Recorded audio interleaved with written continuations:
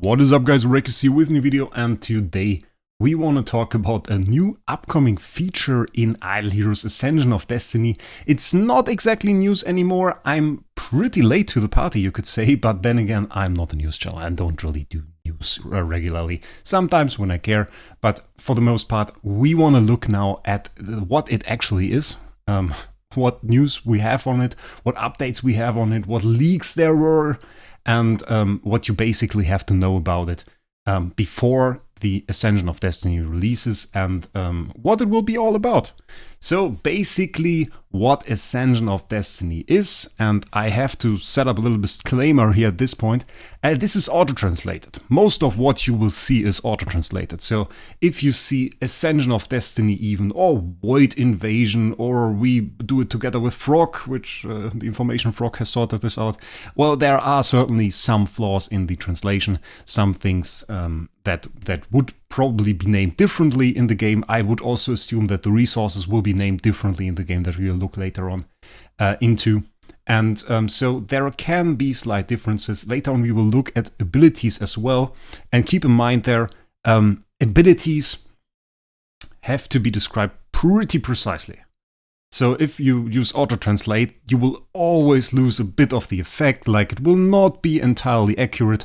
So don't think just because I describe an ability that it will be OP or underpowered or whatever. We can't really assess that. We just get a general idea of which direction DH aims to go with this and what we will have to expect from it. So first of all, fancy new level. Look at this. It's like a rainbow color. It looks more like the E3 symbol than the T5 stuff that we are used to.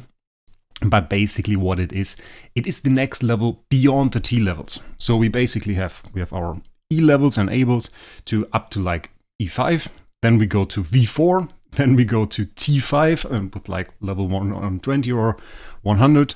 And then we also have X levels, which are like a little bit separate and aside to that. And yeah, now we get the Ascension of Destiny unlock condition or open condition, quite strict. Unlock all the sublimation effect of all skills, upgrade the root tree to the full level, and equip the time space hero, which is Transcendence hero, with a noble root core, max level core, so the 3-star core, to activate Ascension of Destiny. One question that I could not find out is upgrade the root tree to the full level. Does that mean 120? I sure hope not. It might just be. So keep that in mind. If you don't have a hero at 120, yeah, that might be quite expensive to get there, because the difference between 100 and 120 is quite a lot. I personally only upgrade to level 100. I hope we just need that. I will not upgrade any heroes to 120 prior to this update releasing. If I notice then that it is only available with 120 heroes, then I will do so. We will later see that there are some new game modes that will give us a lot of Stellar. So given that, I assume I can pretty fast reach the point where I have a 120 hero. So that should not be that much of a problem. But you need a pretty maxed hero. That is the takeaway from this. All sublimation effects on all skills developed, which means, well, that certainly has some disadvantages if we take a look at it for a second in the game. Where we can see that, for example, we have Star Swordsman Mockman, and, well, I don't have the last one here equipped, because this one sucks. When releasing active skills or basic attacks in the state of Star Descending, which is the main damage dealing stance, there's a 70% chance to gain one extra layer of Awakening energy, which pushes you back into the defensive stance, and we don't really want that. If we want to max out the damage our Star Swordsman Mockman does, then we want to stay in the offensive stance. So this is quite the quite the bad sublimation. So yeah, well, we will have to live with it, I guess, now, because, like, well, we have to activate all of them if we want to go with our Star Swordsman Mockman into the Ascension of Destiny. So that's a thing. There aren't too many of those. There are some sublimations that aren't just too great. Like, for example, I don't like the basic skill sublimations on SQH. Main one is alright. I don't like the last one. Basic attack targets 4 random enemies. I mean, now with Natalia, we can think about it because, well, the basic of Scarlet Queen and Laura provides a lot of debuffs for a long time, so it's not entirely bad. I'm thinking about it now, probably if you use Natalia in a team, that's quite good. With targeting 4 random enemies, though, well, in PvE, you have a higher probability of hitting heroes you don't want to hit. If it is an enemy SQH or King Bartons, that can be quite bad to hit more enemies. In the Abyss SL up to level 30, you even have a disadvantage in that every hero you hit will reduce your stats, will give you an attribute reduction. So that is another thing. Having this basic attack that targets 4 random enemies and having this upgrade, that has quite a lot of disadvantages, so I didn't go for that. And you will no longer have the freedom. The standard will now be basically, or will become, to have all the sublimations on a hero, so you can go into Ascension of Destiny. So that is something to keep in mind.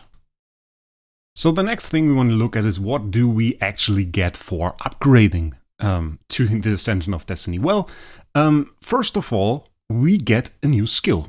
The Ascension Combat Skill, it is called here, with Fate Amplifications, basically sublimations. A little bit like that. We will later on look at an example for the Natalia effect. Well, that being said, let's do that now. Natalia's combat skill is actually this one, Soaring Combat Skills Destiny Soars at the end of the round. According to the number of layers of Ascension Power, it is a new word, basically. We have no idea yet how it is acquired, how you get Ascension Power. So, well, can't really say if 3 layers of Ascension Power is a lot or not. So we have no idea how often that really triggers.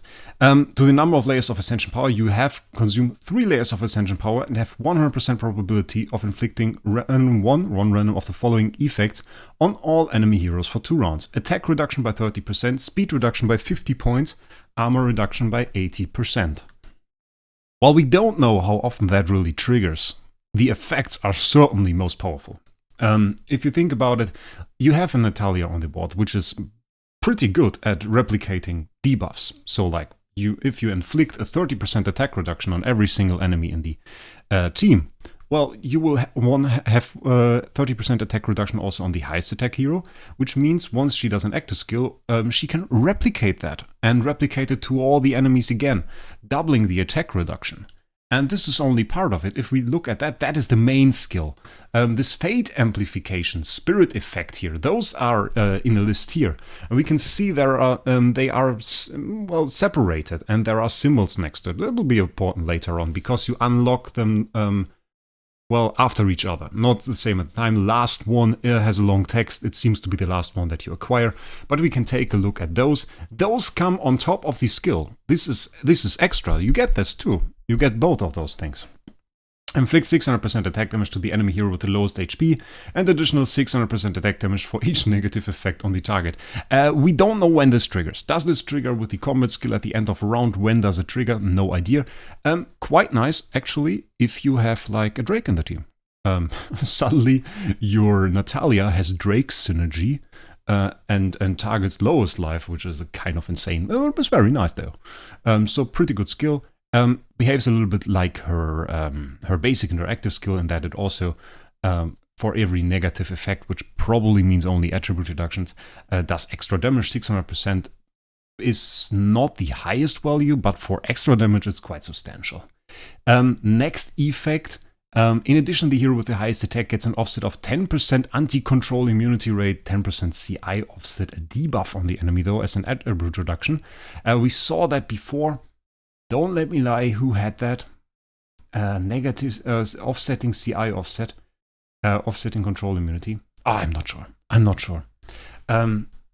But yeah, that is also quite nice. I mean, you have a little bit of CC synergy here, which lasts until the end of the battle though, and cannot be superimposed. I don't know what exactly I mean with it, but which lasts until the end of the battle. So we can replicate that in like a CI offset team. It kind of makes sense though. It fits her theme if you think about that she was made with the elusive mirror in mind, and that also offsets CI. And I've always thought like, hey, maybe she would fit well in the Starwinger team. If you think about my initial video about the mirror, the elusive mirror then was released, I said, okay, we built the best Starwinger team.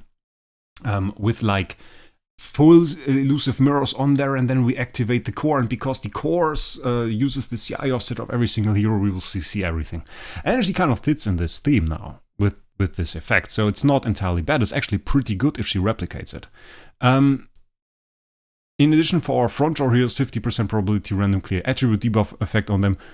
It's like a 50% probability for free attribute reduction purify. So that's nice. We take that as well. I wouldn't say it's super powerful, but if the enemy is also using like Natalia, and it becomes a little bit more of a battle to strip super powerful attribute reductions like the one we are going to see in like 2 skills, well then that can be quite interesting. Extra increase own attack by 15% for 2 rounds. Again, we don't know when it triggers, but 15% attack, well, that's nice. Additional enhancement, that's like the major one at the end. If you have 12 or more layers of Ascension power, consume those 12 layers of Ascension power. Again, we don't know when you get them and how you get them. 100% probability to apply 3 negative effects to all enemy heroes, which probably means all of those, because those are 3 effects. Attack reduction by 50% for 3 rounds. Not 50% for 1 round, 50% for 3 rounds. Crit reduction, which will not be crit damage reduction, but reduction of the crit chance stat, by 50% for 3 rounds. Control immunity rate by 50% for 3 rounds. So minus 50% control immunity? Damn, that's a lot. And those are all for 3 rounds and to all enemy heroes. So that is like the first part. Second part, and then cause 2000% attack damage to all enemy heroes, and each negative effect on the target will cause an additional 2000% attack damage. That is more damage than the active skill of her will do, which already nukes if the enemy has enough stacks on there. And you have to keep in mind, we inflict 3 of those already. And it says it triggers after, so this is like 8000% attack damage by default. That's insane, and that doesn't even consider that we might get like 5 stacks of an attack attribute reduction from SQH counter attacks or something like that. That is absolutely insane. And another thing I want to point out here, as I said, Natalia is pretty able to replicate attribute reductions. So again, we will have attribute reduction of 50% attack, but on the highest attack hero. We can replicate that again to all other heroes, meaning, well, 50 plus 50, that's 100. So we will have 100% attack reduction on all enemy heroes, rendering them, well, basically useless. So is that like the point where we finally reach the power of attack reductions or attribute reductions needed to counter weakness disclosure DTV? That will be most certainly interesting. But yeah, now you got your first view on those skills, and this is like the power level we are talking about. And why is that interesting? Well, those are not minor effects. Those are effects on the level, I would say, of the sublimations that we saw. Those are game changers. Those can really define how you play a hero. And again, I would imagine we will soon see heroes like Star Swordsman Mockman that are designed around having those effects. Honestly, I would argue Natalia might already be that. She might already be designed on that, because in all our testing, aside from the Star Expedition cheese, she lacked a little bit of power. She lacked like this, the 1-2 attribute reductions that you would need, like the reason you would really want to use them. She was pretty combo heavy, and in Star Expedition as a support, she just didn't do enough. This might honestly change. Well, Star Expedition, aside from the cheese, probably not. This doesn't really change anything for Star Expedition, I would imagine. But for PvP, that is most certainly interesting. Like blocking the entire attack of the enemy. Quite insane. Huge nukes with those 2000% attack damage. Well, that can be interesting. So we are looking at pretty strong effects, and I wonder how the Age is going to use those. In the past, if we look back, like heroes like not Star Swordsman Mockman. Star Swordsman Mockman was designed around having sublimations. Was the first hero really to be designed around that. But the Age used that opportunity to rebalance heroes. Again, let's take a look into the game. And the hero I want to look at is does not currently have any sublimations though, which is quite sad, because I like my SFX. You remember my SSS? No, only 2S. SS tier SFX. Yeah, she has insane sublimations. We have double dodge. We have like 50 energy on impeccable flow. We have those huge dodge damage with 25% of max HP that we're able to clear Void Campaign stages basically alone. Extra hits on the active skill, armor ignoring, third attack, and all of that stuff. Insane sublimations. And that was mainly because SFX was weak. She was considered weak. At the latest, when Star Swordsman Mockman was released, SFX was no longer really the damage dealer that she used to be. She used to be insane when she was released. But then, okay, people say like, well, you can use Ferrokin Vessel, you can use ATD, and they will do better in Void Campaign. And then there was the Age saw that and used the opportunity to rebalance SFX essentially and say like, okay, now you have those sublimations, and if you take all of those sublimations, suddenly you see her in a video on Aspen Dungeon, and you see her in there. And me using her to clear it at the end. And by the way, those videos got a lot of views. I was pretty happy with that. You guys really like Aspen Dungeon, which I really don't. Let's be honest, I really don't like Aspen Dungeon. But the videos were entertaining and I loved doing them, so that was good. But yeah, so this is again an opportunity to rebalance. And well, in terms of skills, that leads us to another point. Like, which hero do you choose to enhance first?